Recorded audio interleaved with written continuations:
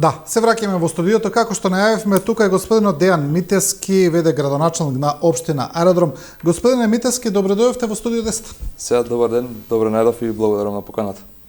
Дојдовме да разговараме за функционирањето на општина Аеродром, една од најголемите урбани општини, не само во Скопје, туку и во Македонија, ако не и најголема.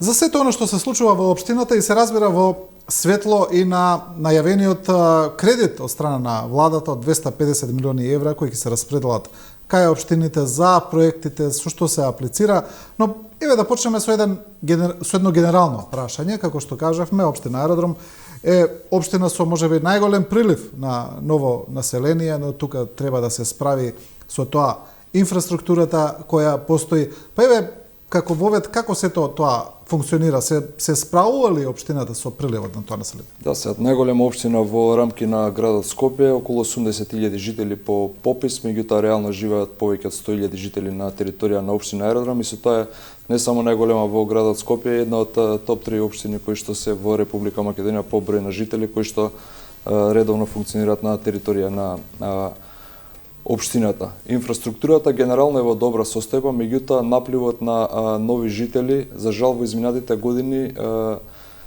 развојот на инфраструктурата не го следал напливот на нови жители.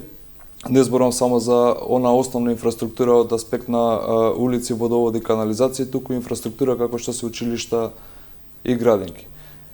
За среќа сме една од ретките општини кои што имаат прилив, односно зголемен број на население и секоја година имаме повеќе дечиња, меѓутоа во годините уназад не било доволно инвестирано во развој на нови капацитети како што се градинки училишта, за да може тие жители да бидат, односно тие дечиња да бидат згрижени. Заради тоа отпочнавме еден процес на планирање и проектирање да можеме да ја димензионираме општината согласно потребите и согласно плановите за раст и развој на општината од аспект на изградба на нова инфраструктура која што ќе ги задоволи барањата на граѓаните.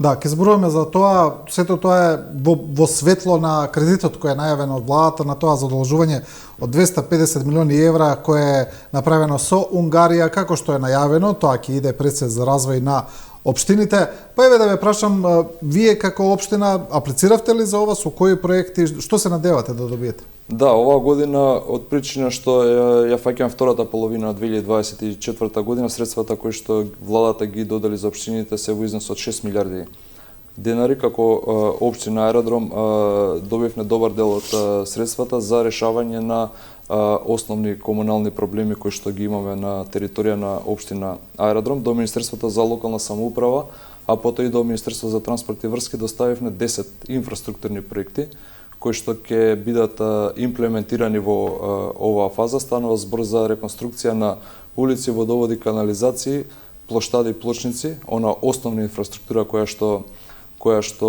е неопходна за жителите на општина Аеродром, а паралелно се спремаме за повикот во 2025 година, каде што работиме на изработка на проекти за изградба на една нова комплетна градинка, доградба на 2 училишта, изградба на спортска сала и секако останати улици, канализации кои што граѓаните ни ги бараат во средбите кои што ги одржуваме со нив и ги посочуваат како неопходни кои што треба да се реализираат во наредниот период. Добро, има ли нешто од овие актуелни проекти кои сега би се реализирали, нешто што да речеме што е вредно да се спомене, да се одвои од другите, нешто што за граѓаните би било повидливо, ајде да речеме? Во однос на овој проект, значи зборуваме за реконструкција на улици кои што се наоѓаат во катастрофална состојба, кои што постојат како такви на територија на општина Аеродром. Планираме значи да отпочнеме реконструкција на улица Анастас Митре во Мичерин, улица Милан Зечер, плоштад реконструкција на плоштад позади трговскиот центар Капитал, реконструкција на водоводна мрежа во Долно Лисиче, изградба на комплетно мост на нов мост на Маркова река помеѓу Горно и Долно Лисиче. Тоа се проблеми кои што граѓаните ги гледаат секојдневно во нивното функционирање. Тој начин ќе пробаме да ја подобриме таа инфраструктура, пред се заради безбедност на граѓаните, но и подобри услови за живење. Почнавме изминатиот период со изградба исто така со поддршка на владата, изградба на доградба на нова градинка, доградба на ново училиште, што значи посветено инвестираме во во зголемување на капацитетите кои што ги има. Да, се разбира дека овој кредит има и политичка димензија, опозицијата, но и дел од експертите обвинија на некој начин дека тука се работи за една, ајде да речеме, предизборна корупција на општините, бидејќи сето ова се прави пред локалните избори, парите доаѓаат од владата за локалната самоуправа. Гледате ли вие на тоа така? Не би се согласил дека станува збор за предизборна корупција, имајќи предвид дека сите општини има можност да аплицираат и сите општини аплицираа со проекти.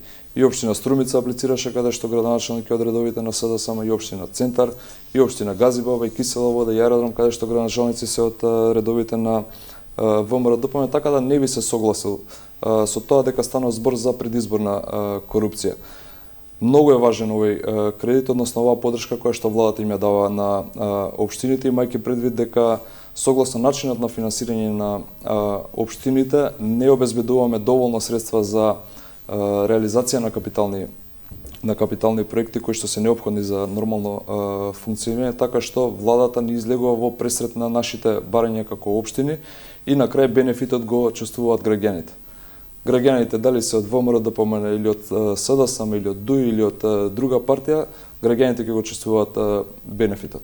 Така што не би се согласил дека станува збор за предизборна корупција, туку би кажал дека еден проект за поздравување и за прв пат до сега владата инвестира во вакви капитални проекти на барање на општините. Претходно имавме ситуации каде што владата даваше за раздолжување на општините без при тоа да имаат бенефит било кој граѓани и на тој начин ги мотивираше недисциплинираните општини кои беа задолжени да не работат рационално и домаќински.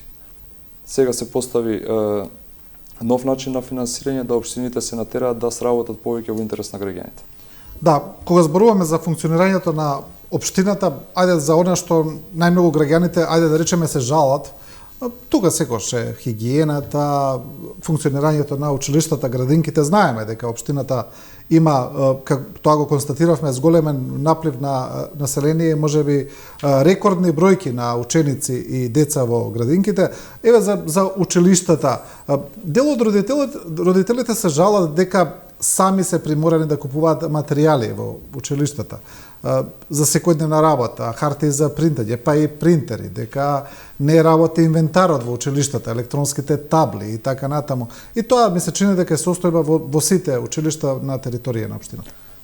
Летово го искористивме во однос на инвестиции во основните училишта, инвестиравме повеќе од 5 милиони денари за санација на оние неопходни работи кои што се во рамки на училиштата. Најголем дел од училниците се опремени со електронски табли, доколку станува збор за некаков дефект на одредена електронска табла која што ја користат учениците за во процесот на образование, можеби нешто моментално, меѓутоа генерално функционираат и генерално процесот на образование е максимално модернизиран во рамки на основните училишта. Да, имаме наплив на дечиња, оваа година имаме 400 дечиња повеќе запишани неголи лани колку што имало запишани. Сето тоа бара многу ангажман од аспект на обезбедување на просторни услови и капацитети за да може дечињата да бидат згрижени. Може би се случило некаде во некој училиште зашто ќе морам да проверам, меѓутоа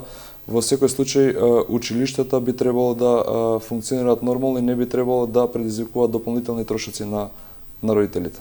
Добро, ова е веќе нешто што е многу генерално, значи го слушаме често дека родителите се приморани сами да купуваат.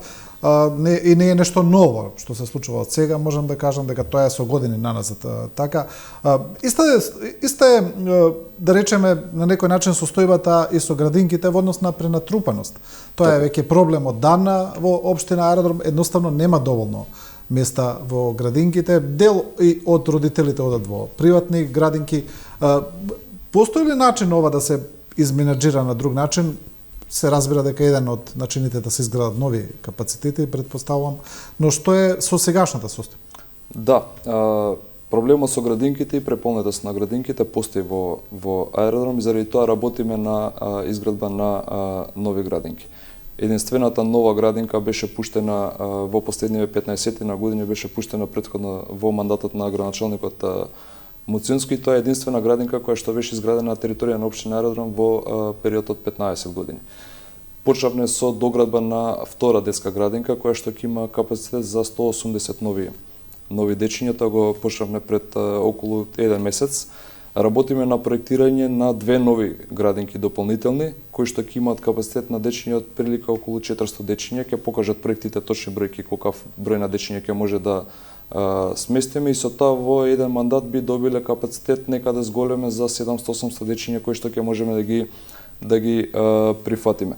За жал во минатото повеќе се мислело на изградба на згради отколку изградба на она неопходна инфраструктура каде што ќе можат тие луѓе кои што ќе живеат во тие згради да бидат прифатени, сместени и нормално да функционираат. Заради тоа го сменивме малце начинот на функционирање на општината, иако тоа ни создава потешкоти во однос на финансирањето, и сме фокусирани на изградба на вакви капацитети, и граѓаните и сите вие сте сведоци дека изградбата на нови згради во многу е намалена на територија на општина Аеродром, и повеќе се фокусираме на изградба на вакви капацитети. Добро, некои би кажале дека тоа е намалено бидејќи едноставно нема веќе место, дека оние места кои според ДУПО се предвидени за градење дека се искористени, дека речиси да нема веќе повеќе каде да се гради на урбаниот дел, ајде да речеме. Не би се согласил. На почетокот на овој мандат како општина и како совет, бидејќи бев претходни председател на советот, ние со одлука на советот поништивме 7 маркици за изградба на згради.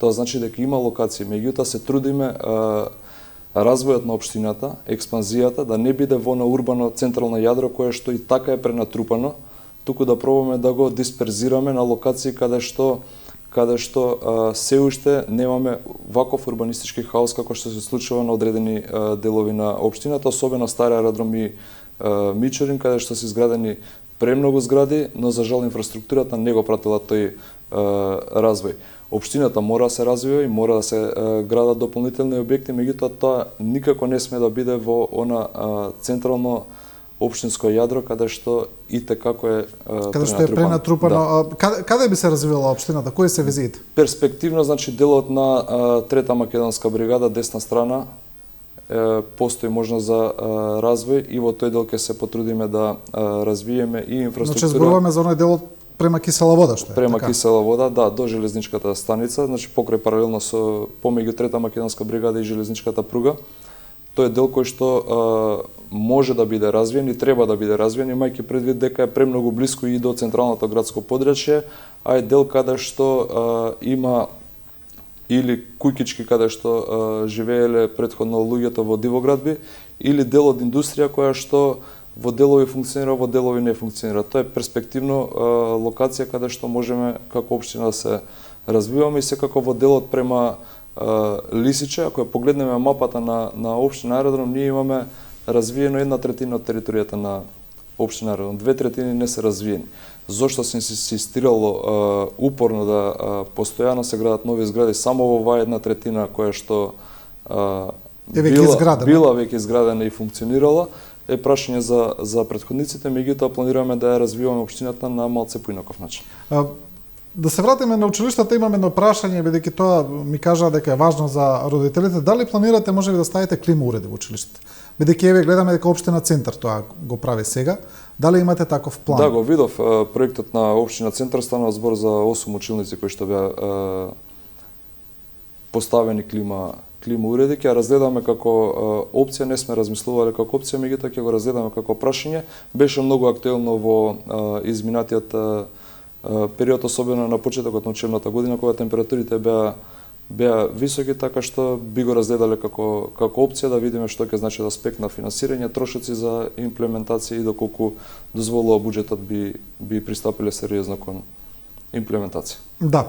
Друго, кога зборуваме за инфраструктура, тука се и оние тревни површини игралиштата за децата, за кои општината Аеродром, бидејќи е плански направена, ги имала од секогаш, но за жал не се одржуваат како што треба. Гледаме дека дел од нив се запуштени, па дури и оние што се ново направени, потоа не се одржуваат. Дали има некаков план ова да се подобри, за да имаме некаков систем тука? Да, како општина во текот на месец август изготвивме еден детален извештај за состојбата на детските и спортските игралишта. Општината има околу 60 детски и уште 20 дополнителни спортски игралишта на територија на аеродром и отпочнавме сукцесивно со нивна реконструкција. Точно е дека беа во лоша состојба, многу игралишта беа не само запуштени, туку и небезбедни за користење, особено за најмалите, за дечињата, и поради тоа веќе отпочнавме со една постапка за реконструкција, замена на сите оштетени елементи кои што ги имаат детските игралишта, и очекувам дека до средината на месец октомври би завршиле комплетно со реконструкција на детските игралишта, пошто во наредна фаза ќе почнеме со реконструкција на спортските игралишта кои што ги имаме на територија на општина Аеродром. Тие се некаде околу 20-тина, дел од нив се во добра состојба и се одржани и се реконструирани во изминатиот период, меѓутоа дел исто така треба да им биде посветено внимание и да се стават во функција на нашите жители. Имаме дел од функционирањето на општината каде што општината треба да соработува и со градот Скопје, каде што некои дејности се испреплетени, еден од нив се дивите депонии, каде некаде постојат на територија на општината, особено на оние толку неурбани делови. Како се решава тоа? И еве да ве прашам директно, комуницирате ли со градот Скопје? Имате ли некаква соработка? За жал не. Бидејќи знаеме дека тука постои политички проблем. За жал не, иако градот Скопје како чадор на сите 10 скопски општини треба да биде во сервис и во интерес на општините, да работи во интерес на општините, односно граѓаните на општините. Ние немаме никаква комуникација, не сме одржале никаква средба, иако постојано имаме некакви барања упатени до градот Скопје.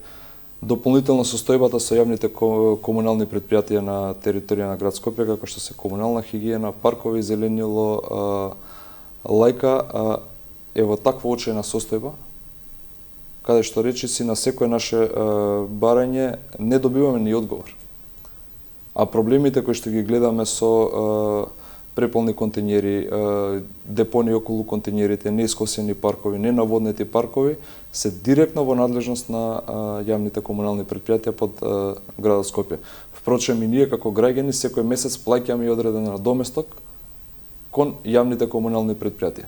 Општина Аеродром се обидува согласно своите можности да постапува, меѓутоа морам да кажам дека како општина ние немаме соодветна механизација, не можеме да одлагаме ѓубре од контењери. Затоа има механизација јавното комунално предпријатие на град Скопје, кое што и го плаќаме. Меѓутоа, повторно ќе кажам, соработката е еднаква на нула. И со градот Скопје, и со јавните комунални предпријатија. Да, но проблемот настанува кога граѓаните тоа го перцепираат како проблем на општината, така, иако како што кажавме, надлежностите не се на општината на многу места. Тоа е и проблемот со кучињата скетници, имаме напади, имаме каснување. Вие велите дека од лајка од градот Скопје не одговараат? Не, апсолутно немаме никаков одговор. Единствено кој што го добиваме од лајка е еден извештај еднаш годишно кој што се доставува до Советот на општината и во Аеродром и во сите 10 скопски општини за преземените активности, меѓутоа морам да кажам дека преземените активности од лајка се малтене смешни. Може би чудно звучи, меѓутоа скоро нула активности да има на територија на општините во однос на справување на проблемот со кучиња скитници. Проблемот со кучиња скитници не можеме да го третираме локално на територија на една општина. И од таа причина системот на функционирање на овие јавни предпријатија е да се третира на ниво на цело Скопје. Ние како општина Аеродром утре да го решиме проблемот со кучиња скитници, ако во центар не е решен, многу лесно кучињата може да се преместат од една на друга територија. Или обратно, центар утре да го реши, ние од Аеродром да не го решиме, кучињата многу лесно може да преминат. И токму затоа јавното предпријатие лајка е формирано и функционира за да го реши овој проблем. Меѓутоа секој ден сме сведоци како имаме напади од кучиња, како имаме глутници кучиња кои што се пуштаат по луѓе, една неубава слика дефинитивно. Да, имаше една изјава на сега министрот Моцунски, кога беше градоначалник, кога беше оној проблем со собирањето на отпад, кога дури и рече, ајде нека се смени законот, тогаш да добиеме ние надлежности сами да си го собираме отпадот, да формираме своји комунални предпријатија. Ние не знаеме до кога ќе трае оваа состојба помеѓу градот Скопје и општините и централната власт, тие натегања, ајде да речеме, но размислувате ли можеби во таков правец за некои работи автономно да ги правите? Општината, како општини, како градоначалници од градот Скопје, побаравме тоа да се случи. Пред известно време, заедно со председателот на ЗЕЛС и градоначалник на Кисела Водорце Георгиевски, имавме една средба каде што побаравме јавниве комунални предпријатија, комунална хигиена и паркови зеленила да се дисперзираат, односно се поделат и да се доделат на општините, општините да може сами да го менаџираат отпадот и зеленилото на нивната територија. Меѓутоа, независно од ова барање, како општина имаме ангажирано повеќе од 100 луѓе сезонски работници кои што се грижат за одржување на хигиената. 100 луѓе дополнително ги плаќаме секој месец како општина за да може колку толку да ја одржат хигиената. Ни се случува после секое празнење на контејнерите, иако е ретко од комунална хигиена, да дополнително праќаме луѓе да го собираат отпадот околу контејнерите, иако е врска на комунална хигиена. И такви работи кои што можеби се неприметни за граѓаните, меѓутоа доколку не функционираат и овие луѓе, ќе бидеме во тотален хаос и затрупани со ѓубре. Така што не чекаме само да се најде решение на проблемот со град Скопје и комунална хигиена, паралелно ангажираме луѓе кои што се обидуваат да ја нормализираат состојбата. Да, добро. И за на крај, бидејќи за отприлика за една година се локалните избори, вие сте сега веде градоначалник, така. Размислувате ли можеби да се кандидирате потоа на тие избори за да станете редовен градоначалник? Пред нас е период од една година. Јас влегов покасно на оваа функција поради именувањето за министер на претходниот градоначалник, така што би оставил времето да покаже дали ќе заслужам кандидатура или нема да заслужам кандидатура во однос на тоа што ќе успеам да го сработам или нема да успеам да го сработам. На крај граѓаните кажуваат што е најдоброто решение и верувам дека во процес на анкетирање на граѓаните би искажале своје задоволство и незадоволство и тоа би ни било некоја водилка во однос на идни планови за кандидирање како градоначалници или не. Да. Добро, господине Митевски, ви благодарам за овој интервју. Благодарам и на вас. Ова беше Дејан Митевски, градоначалник на општина Аеродром. Останете со нас, продолжуваме со кратко, продолжуваме со Суарет Алишан од Коалицијата за правата за хендикеп. Менуваме.